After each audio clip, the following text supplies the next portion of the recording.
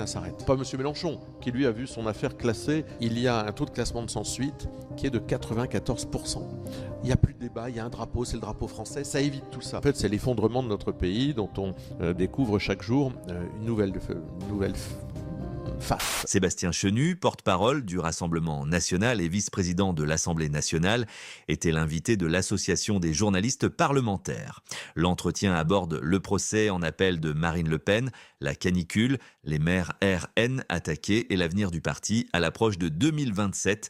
Regardez bien ce qui va suivre. Et donc on commence, si vous voulez, par une question, puis on en viendra rapidement aux questions des confrères et consoeurs qui sont dans la salle. La préparation de la France aux canicules a provoqué un échange très, très vif, très tendu hier entre Cyrielle Châtelain, la présidente du groupe écologiste, et le Premier ministre Sébastien Lecornu. Dans la foulée, Cyrielle Châtelain a annoncé le dépôt d'une motion de censure autour de ce thème-là contre le gouvernement. Est-ce que vous êtes d'accord avec elle sur l'impréparation de la France à ces épisodes de forte chaleur, et est-ce que vous voterez ou pas la motion de censure qui sera déposée ? Bonjour à tous et merci de m'accueillir. Il y a deux questions effectivement dans la vôtre. Enfin, vous me posez deux questions. Est-ce qu'on est d'accord sur ou quelle analyse on fait de l'impréparation de la France à ces vagues de canicule ? Effectivement, je pense que tous les Français ont découvert que notre pays était aussi, lorsqu'il avait une canicule, en phase d'effondrement. C'est-à-dire que désormais, à chaque fois que les Français sont confrontés à un phénomène de société, ça peut être effectivement des violences répétées, ça peut être une canicule, etc. On s'aperçoit que l'État, derrière, est effondré. C'est-à-dire que la justice est effondrée, la France n'est pas climatisée. Ça a commencé avec les trains, d'ailleurs. On a commencé par voir 71 trains intercités mis à l'arrêt parce que la clim ne fonctionnait pas, donc les investissements n'avaient pas eu lieu. Et en fait, c'est l'effondrement de notre pays dont on découvre chaque jour une nouvelle face. De l'autre côté, on a les écologistes hier qui font beaucoup de bruit pour probablement masquer la faiblesse de leurs propositions face à ces dérèglements climatiques pendant des années. Parce que s'il y avait un parti dont on pouvait attendre pendant des années des propositions, des initiatives sur ces sujets-là, c'est bien les écologistes. C'est leur nom d'ailleurs, et c'est bien censé être leur première préoccupation. Or, pendant des années, on les a entendus sur le burkini, sur le droit de vote des étrangers, sur le droit à la paresse. À ça, on les a entendus pour raconter un certain nombre de conneries. Mais lorsqu'il s'agit effectivement de faire des propositions en matière de dérèglement climatique, ils ont été aux abonnés absents. Donc je vois bien que Mme Châtelain, elle crie très fort pour masquer l'inaction des écologistes, qui est un peu le miroir de l'inaction du gouvernement. Il n'y a pas eu d'impulsion au niveau gouvernemental pendant des années sur ces sujets-là. Et puis, on s'est aperçu aussi qu'il n'y avait personne à la barre. C'est dramatique de voir que la ministre de l'écologie, et vous qui suivez l'actualité parlementaire, si vous l'avez croisée une fois aux questions gouvernement, c'est le bout du monde. Moi, j'ai croisé une fois Mme Barbu aux questions au gouvernement. C'était soi-disant une priorité. Enfin, quand tout est une priorité, à la fin, plus rien n'est une priorité, vous me direz. Mais Mme Barbu n'est jamais venue aux questions au gouvernement, n'a pas incarné son portefeuille ministériel. Et puis, lorsqu'elle s'est exprimée dernièrement, c'était, je crois, très gênant, puisque ses propos sur la climatisation étaient effectivement pas tout à fait à la hauteur de ce qu'on peut attendre. Donc, est-ce qu'on votera une motion de censure ? J'essaie d'être précis. On ne va pas rendre service à Mme Châtelain qui veut déposer une motion de censure pour essayer de masquer ce qu'elle n'a pas fait, ce que son groupe n'a pas fait. Moi, je pense que le vrai rendez-vous, motion de censure ou pas, c'est plutôt la rentrée avec le budget. On ne s'interdit rien, mais on va laisser Mme Châtelain gérer sa difficulté relationnelle avec le gouvernement et probablement même avec son propre parti politique, puisque j'ai cru comprendre qu'elle avait aussi beaucoup de choses à gérer de ce côté-là. Sur la canicule, il y a le constat, ce qu'on voit des conséquences de ces épisodes de chaleur exceptionnelle. Il y a les propositions des uns et des autres. On parlera du plan Clim qui a été présenté par vos collègues Jean-Philippe Tanguy et Thomas Ménager hier. Il y a les propositions donc des uns et des autres. Et puis il y a effectivement l'aspect plus politique où chacun se renvoie un petit peu la balle. Est-ce que vous, sur cette question, vous reconnaissez, ça a été noté ces derniers temps dans les médias, sinon un changement radical, en tout cas une évolution assez nette de votre parti sur le constat, sur la gravité du dérèglement climatique? Non, mais en fait, il y a les causes et puis il y a les conséquences et la manière dont on traite ces causes. Nous, on est un parti, on nous l'a beaucoup reproché d'ailleurs, on est un parti localiste. C'est-à-dire qu'on considère qu'effectivement, face au dérèglement climatique qu'on ne nie pas, on peut avoir un débat sur les propositions, les portes de sortie. Longtemps, on nous a dit, mais vous remettez en cause ce que dit le GIEC.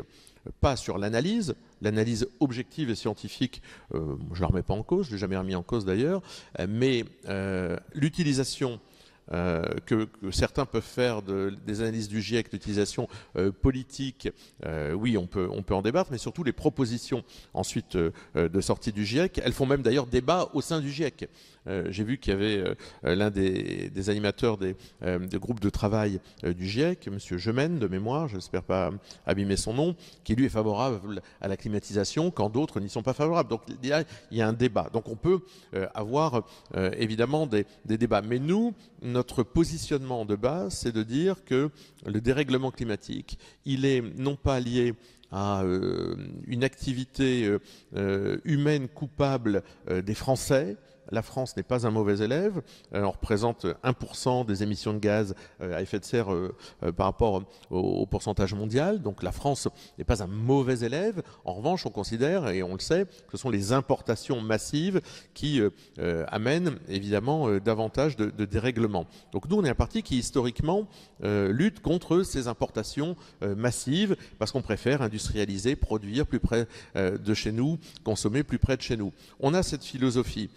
Ça fait longtemps qu'on a parlé, enfin longtemps oui, ça fait déjà quelques années qu'on propose la climatisation, c'est passé un peu en dessous des radars, mais enfin ça faisait déjà partie d'un certain nombre de propositions qu'on avait faites il y a quelques années. Là aussi on nous a beaucoup rayonné, on nous a dit avec leur clim, ils croient qu'ils vont tout solutionner. Pas du tout, on ne croit pas qu'on va tout solutionner avec la clim. On pense qu'il y a d'abord une philosophie à mettre en place qui doit être différente. C'est celle, je vous l'ai dit, du localisme, réindustrialiser le pays, consommer au plus près, faire du patriotisme économique. Ça, c'est la philosophie de base. Et puis derrière, ça se décline avec un certain nombre de propositions. Mais rassurez-vous, on ne pense pas qu'il faut tout climatiser. On ne va pas climatiser des placards, des garages ou quoi que ce soit. On pense qu'il faut climatiser là où les Français se trouvent en difficulté et là où ils peuvent, où ça peut avoir des difficultés pour leur santé. Et là aussi où les Français ne peuvent plus aller travailler parce que la canicule, ça fait des morts et ça fait baisser le PIB. Donc des deux côtés, il faut trouver des solutions pour que notre système économique et notre capacité à vivre pendant ces canicules, notamment chez les populations les plus fragiles, eh bien, trouvent des solutions pragmatiques. Votre plan Clim qui a été présenté hier, il y a deux volets. Il y a un volet pour les bâtiments publics, disons, avec des échéances différentes selon les types de publics accueillis. Ça représente sur 2 quinquennats, c'est ça, 2 fois 20 milliards. Il y a par ailleurs un autre volet pour les particuliers qui là serait davantage financé sous forme de prêts à taux zéro. Est-ce que vous êtes sûr, dans le contexte actuel, que le financement pour les bâtiments publics est soutenable, compte tenu de l'état des finances publiques et des différentes priorités qui pourraient être les vôtres? Et est-ce que les particuliers eux-mêmes, fût-ce à coût de prêts à taux zéro, auront, dans un contexte économique incertain, vous le pensez aussi, les moyens de s'équiper finalement?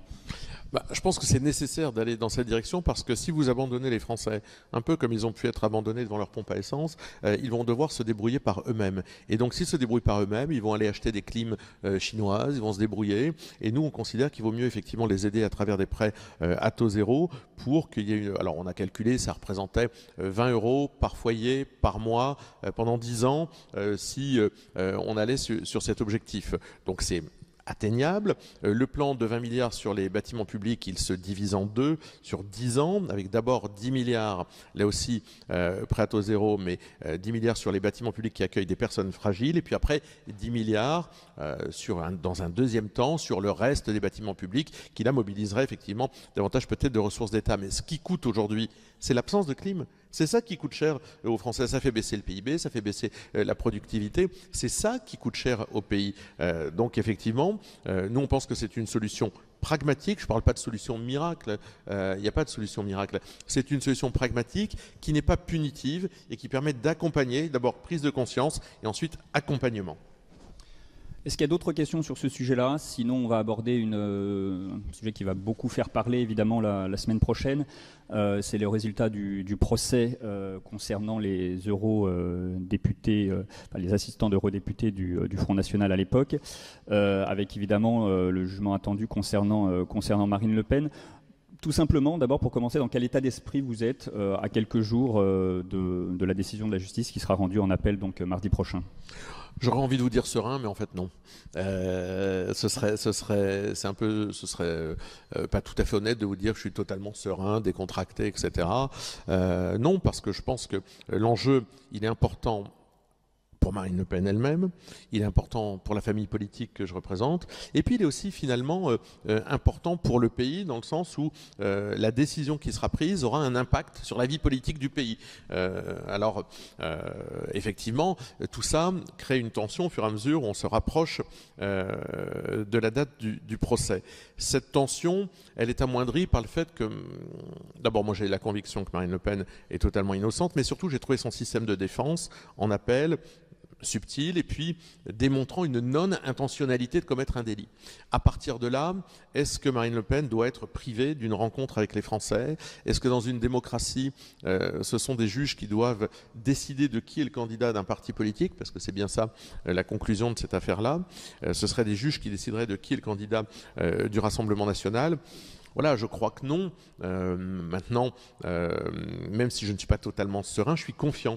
Moi, j'ai confiance. Ça paraît presque décalé de le dire à la lumière d'un certain nombre d'événements très douloureux que notre pays a traversés ces dernières semaines. Moi, j'ai confiance dans l'institution judiciaire. Je ne peux pas m'empêcher d'avoir confiance, peut-être parce que je suis moi-même fils de greffier, de fonctionnaire de cette institution.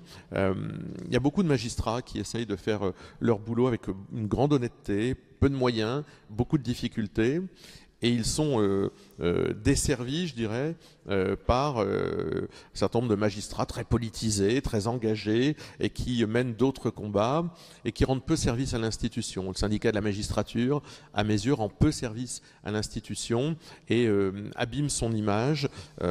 Voilà, donc moi je veux avoir confiance dans la justice du pays. On peut être critique, hein, de décisions qui sont rendues. On peut considérer que la justice n'est pas assez ferme dans un certain nombre de domaines. Elle l'est trop parfois. Enfin bon, on peut avoir une vision critique, mais je pense que cette institution, elle mérite d'être soutenue et j'ai confiance dans la décision qu'elle rendra. Dans ce contexte-là, on a appris hier que des perquisitions avaient été menées dans plusieurs pays européens dans le cadre d'une enquête sur un éventuel détournement de fonds de l'Union européenne par l'ancien groupe Identité et Démocratie dont faisait partie le Rassemblement national.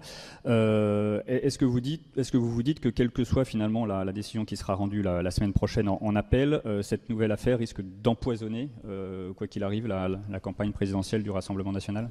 Non, on voit que le calendrier électoral, cette affaire, comme vous dites, avec des guillemets, intervient au moment où le président de la République vient de donner les dates de l'élection présidentielle. Il y a toujours des conjonctions un peu originales. Ça veut dire que la campagne présidentielle, elle est lancée et que des associations politisées, je pense à Anticorps par exemple, qui sont des associations militantes, connaissent très bien le chemin. On dépose un signalement. 2, ce signalement est médiatisé. 3, il amène à une ouverture d'enquête. Tout ça prend du temps. Et finalement, on jette l'opprobre sur un certain nombre de partis politiques. Un certain nombre de partis politiques. Pas M. Mélenchon, qui lui a vu son affaire classée très rapidement, ce qui lui permet de poursuivre son chemin de candidat à la présidentielle. On n'est dupe de rien. Il y a un combat qui nous est, une guerre qui nous est menée par l'institution européenne depuis longtemps parce qu'on la conteste, voilà, par des associations, par des structures. Bon, bah, c'est un des épisodes suivants, mais on n'a pas beaucoup de doutes sur la finalité de cette opération parce qu'il n'y a rien derrière tout ça. Nicolas. Oui, vous venez d'évoquer les dates de la prochaine présidentielle. La date du second tour pour Bruno Retailleau poserait problème puisqu'elle viendrait après le 1er mai. Et Bruno Retailleau considère que ce serait favoriser la gauche, ce qui suppose d'ailleurs que la gauche soit présente au second tour. Mais enfin, c'est juste une incidente. Donc vous avez une réaction par rapport à ça ? Je trouve que choisir la date du 2 mai, c'est le dimanche 2 mai, hein, c'est ça, de mémoire, qui viendrait juste après les défilés du 1er mai, qui ont souvent quelques connotations politiques, voire politiciennes, n'est pas particulièrement judicieuse si on veut respecter le silence électoral, qui est un des principes aussi auxquels je crois le président de la République devrait être un peu attaché. Je ne peux pas m'empêcher de voir derrière tout ça, là aussi, une espèce de petite manœuvre en se disant que quand même, ce sera tellement sympathique de voir le 1er mai les habituels opposants du Rassemblement national, bras dessus, bras dessous, si tant est que nous soyons face à la gauche, comme vous l'avez dit, Nicolas Domenech. Mais voilà, derrière, il y a forcément une vision un peu politicienne. Mais les Français sauront se placer au-dessus de ça parce que je pense que les Français en ont ras-le-bol des éternels donneurs de leçons et des gens qui colportent ces espèces de politique de la peur permanente en disant si c'est le Rassemblement national, attention, danger, etc. Il n'y a plus grand monde qui écoute ça, sincèrement. Il y en a qui le font de façon mécanique, comme un vieux réflexe, mais je pense que dans la population, plus personne n'est dupe. Vous évoquez le silence qui est la règle en matière politique, médiatique, la veille d'une élection. Vous pensez justement que ça risque de poser problème en termes d'expression Est-ce que cette règle pourrait être respectée par les acteurs politiques, par les médias ? Par les acteurs politiques, nous on a toujours respecté cette règle. Je ne vois pas pourquoi elle ne serait pas respectée par les acteurs politiques, mais on sait très bien, enfin je veux dire, personne n'est naïf au point d'imaginer que les défilés du 1er mai, si nous étions qualifiés au second tour d'une élection présidentielle, seraient destinés à aligner des kilomètres d'opposants repris dans les médias la veille de l'élection présidentielle. Enfin je veux dire, c'est une espèce d'orientation qui est donnée pour ce second tour, qui montre quand même l'extrême fébrilité de nos adversaires. C'est-à-dire qu'ils en sont à se dire il faut quand même qu'on utilise le 1er mai, qu'on puisse utiliser éventuellement le 1er mai pour mobiliser des Français contre le Rassemblement national si nous y sommes opposés au second tour. C'est quand même, on est quand même à un niveau maintenant dans une démocratie telle que la France qui est quand même un peu pathétique. Oui, Gabriel Boric pour l'AFP. Justement, le 1er mai, d'ordinaire, le Rassemblement national tient un meeting. Est-ce que vous imaginez que, compte tenu de ce contexte, il y aurait d'autres formes de mobilisation possibles ou est-ce que ça vous handicape ? Non mais nous, on ne tiendra probablement pas de meeting le 1er mai, silence électoral étant ce qu'il est. Voilà. Mais nous, on respecte les règles d'une élection. J'ai toujours le sentiment qu'on ferme beaucoup les yeux sur ce que font nos adversaires et sur la façon dont ils utilisent des brèches, des possibilités de continuer à faire passer des messages politiques alors que les Français sont censés pouvoir profiter de ces moments-là pour réfléchir éventuellement à leur vote sereinement, etc. Donc voilà, là encore, j'aimerais croire que tout puisse bien se passer, que les choses se feront à la loyale. Voilà, c'est tout ce qu'on demande, c'est que ça se passe à la loyale. Mais c'est étrange comme on essaye de nous combattre pas sur le fond de nos idées. Moi, j'ai pas de problème à ce qu'on soit pas d'accord avec nos idées. J'ai pas de problème et qu'on propose d'autres choses. J'ai un problème quand on combat pas à la loyale. On le disait, donc on connaît les dates de la présidentielle, on ne connaît pas encore le ou la candidate du Rassemblement national. On a parfois l'impression, au moins dans les propos officiels, que finalement, que ce soit Marine Le Pen ou Jordan Bardella qui soit votre candidat, c'est un peu la même chose, au moins dans les propos officiels, et que finalement Jordan Bardella, qui serait donc un choix de candidature par défaut, puisque empêchement de Marine Le Pen, serait un aussi bon finalement choix que l'ancienne présidente du parti qui préside aujourd'hui le groupe dans lequel vous siégez à l'Assemblée nationale. Est-ce que c'est vraiment la même chose en termes d'incarnation, de positionnement, de stratégie, ou est-ce que vous auriez, vous, tout de même une préférence ? Bon, alors je suis content d'entendre ça parce qu'en fait, on nous dit matin, midi et soir, mais en fait, ils sont très différents, ils sont très opposés, là, vous avez dit, et ils sont visiblement sont les mêmes. La réalité, c'est que ce sont pas des clones, ce ne sont pas les mêmes, ils ont des parcours, des sensibilités, des vies différentes, mais ils défendent les mêmes idées. Alors ils défendent les mêmes idées, ils défendent le même programme. 2022, enfin 2019 les européennes, 2022 les législatives, 2024 les européennes puis les législatives. Marine Le Pen, Jordan Bardella ont défendu le même programme. Si demain Jordan Bardella devait être le candidat du Rassemblement national, il aurait sa griffe, sa patte qui imprimerait le programme qu'il proposerait aux Français. Et c'est bien normal. Chaque candidat à la présidentielle a sa patte. Je ne sais pas au Parti socialiste s'ils finissent par trouver un candidat, mais si c'est M. Glucksmann, il aura une patte qui sera probablement différente de celle de, je sais pas, de M. Cazeneuve, de M. Hollande. Mais le corpus d'idées, a priori, la sensibilité sera évidemment la même. Dans le bloc central, je sais bien qu'ils sont un peu interchangeables, M. Philippe, M. Attal, tout ça, mais ils auront chacun leur petite patte différente. Donc c'est pareil, Jordan Bardella, il aura sa sensibilité, son expérience à lui, et donc rien de plus normal. Enfin, c'est assez basique en fait. C'est quand même la rencontre entre un homme ou une femme et les Français. C'est pas la rencontre entre un programme de parti politique, un robot et les Français. Marine Le Pen, c'est pas un robot. Jordan Bardella, c'est pas un robot. Ils sont pas les clones l'un de l'autre. Donc oui, il y aura quelque chose de différent dans la forme, dans peut-être aussi parfois des nuances dans le fond, mais globalement. L'idée, le souverainisme, le fait qu'on refuse l'effacement du pays, les problématiques de pouvoir d'achat, de sécurité, d'immigration, vous retrouverez les mêmes choses. Alors je me suis peut-être mal exprimé quand je disais qu'on avait parfois l'impression que c'était finalement la même chose. C'est à travers les propos officiels de responsables, d'élus du Rassemblement national. Pour le reste, alors peut-être sur le projet régalien, sans doute est-il effectivement le même. Sur le programme, on a noté ces derniers temps peut-être quand même quelques différences, et si ce n'est divergences. Sur la question des retraites, par exemple, on sait que le programme du Rassemblement national, c'est le retour à 62 ans d'une façon générale et à 60 ans pour ceux qui ont commencé à travailler plus tôt. Alors qu'on a l'impression que Jordan Bardella insiste plus sur la durée de cotisation. Est-ce qu'il n'y a pas malgré tout un certain nombre de nuances qui pourraient devenir des ambiguïtés sur le programme ? C'est le cas sur les retraites, peut-être aussi sur la ligne en matière sociale et économique qui n'est peut-être pas tout à fait la même, plus libérale pour Jordan Bardella que pour Marine Le Pen ? Bon, je précise toujours, parce qu'il y a toujours la moitié des choses qui sont dites. Sur les retraites, c'est 20 ans. Si vous avez commencé à travailler avant 20 ans, il faut avoir 40 annuités pour partir à 60 ans, et ensuite 42 pour partir à 62 ans, et de façon progressive. C'est-à-dire qu'à chaque fois, il y a les annuités et la borne d'âge. Cette proposition, c'est celle qu'on a défendue en 2019 aux Européennes. On en parlait déjà, même si ce n'était pas les Européennes l'élection phare pour le sujet des retraites, mais en tous les cas, en 22, en 24, aux législatives, c'est ce qu'on a porté, c'est ce qu'on continue de porter. Et je me réfère au propos de Marine Le Pen sur France Culture, j'allais dire la dernière fois qu'elle a eu une prise de parole publique. Elle a réitéré cette proposition. Donc là encore, je veux bien qu'on cherche toujours le jeu des 7 erreurs en disant haha, ce sera très différent. On a une proposition qu'on porte depuis longtemps, qui a été très critiquée pendant longtemps, qu'on assume et qu'on va continuer de porter.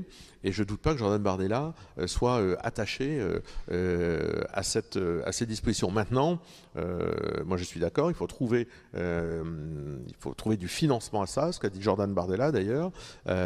Et derrière ça, on est d'accord, il faut faire rentrer plus de jeunes sur le monde du travail, il faut maintenir plus longtemps les seniors, il faut avoir des emplois qualifiés et non pas des emplois ubérisés. Ça, c'est sur la partie des retraites. Vous dites, il est plus libéral. Parce qu'il a rencontré plus de grands patrons, c'est ça ? C'est quand même un drôle de... Marine Le Pen aussi, elle les a rencontrés, les patrons du CAC 40. Mais c'est vrai qu'on n'est pas... on est à la fois pro-business, pro-croissance. Je vous rappelle qu'on avait dit, et Marine Le Pen avait dit, tout pour les TPE, les PME. C'est notre discours. Est-ce que pour ça, on ne doit pas être attentif à ce que demandent les patrons du CAC 40 ? On doit y être attentif, mais on ne s'aligne pas sur les demandes. De toute façon, c'est un alignement sans fin, sinon. Hein. Je connais aussi les patrons du CAC 40, j'ai rencontré le patron du MEDEF. De toute façon, c'est une histoire sans fin que les demandes du MEDEF. Donc, rencontrons-les.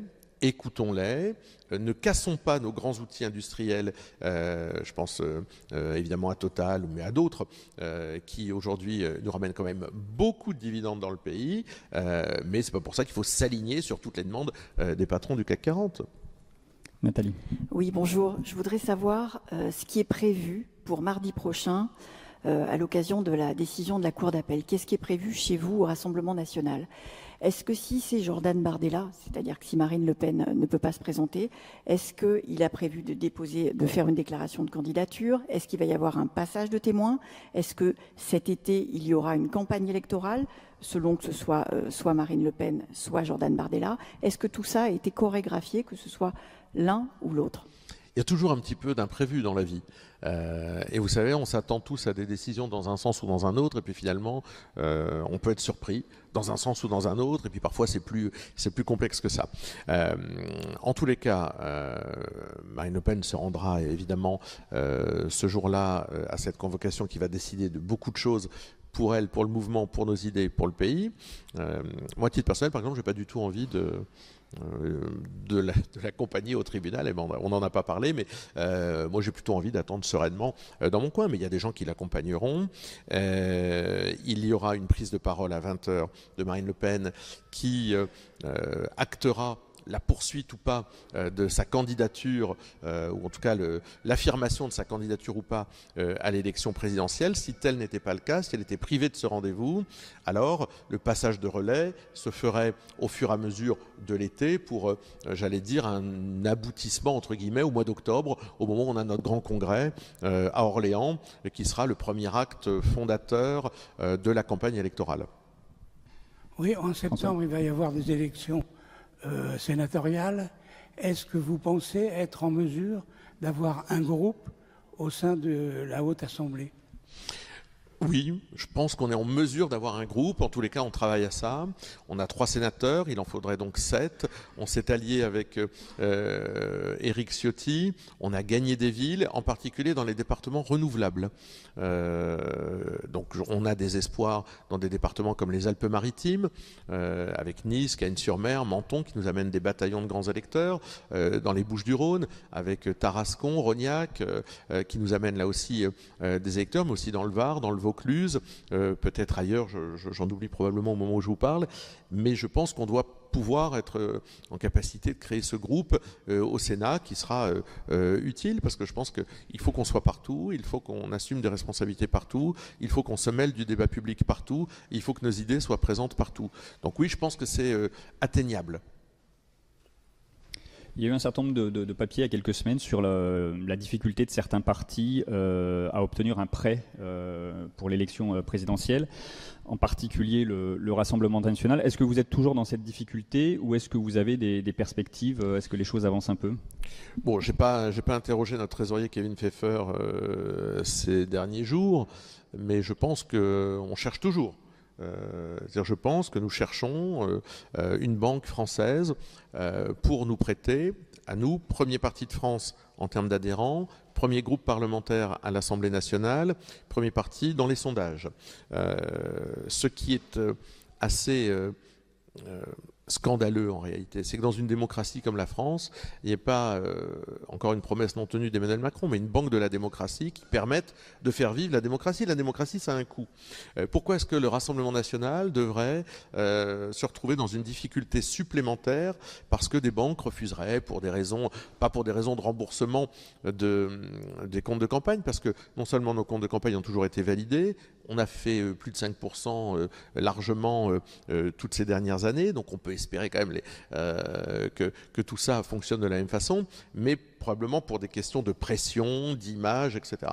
La démocratie, c'est pas ça, c'est permettre à ceux qui représentent des Français légalement, de façon républicaine, eh bien de se présenter. Donc par conséquent, le vrai scandale, c'est de ne pas aujourd'hui trouver de banque. Alors on ne désespère pas, mais c'est vrai qu'on nous met des bâtons dans les roues, quoi. Et derrière les bâtons qu'on nous met dans les roues, c'est des bâtons qu'on met dans les roues aux Français qui veulent s'exprimer. Là encore, c'est pas loyal. Tout ça, c'est pas loyal. Jean-Michel. Non, j'ai pas de... Ah pardon, j'ai cru. Désolé. Juste d'un mot, alors, François évoquait passe le micro. François évoquait les sénatoriales. Après la présidentielle, il y aura évidemment aussi les législatives. Est-ce que pour vous, une dissolution de l'Assemblée nationale pour que le président ou la présidente élue, quel qu'il soit, obtienne une majorité, va de soi? Certains s'interrogent sur l'automaticité, en tout cas de la décision politique d'une dissolution, si on n'est pas certain, dans la foulée de la présidentielle, d'obtenir une majorité. Est-ce qu'il y a une interrogation de votre côté, ou est-ce que vous considérez que voilà, dans la foulée de l'élection présidentielle, ça va un peu de soi et qu'il faut essayer d'obtenir une majorité? Je pense que lorsqu'on gagne une élection présidentielle, on veut voir appliquer son programme. En tous les cas, nous, notre souhait, si on gagne cette élection présidentielle, c'est d'appliquer le programme pour lequel les Français nous auront fait confiance. Pour ça, il faut une majorité.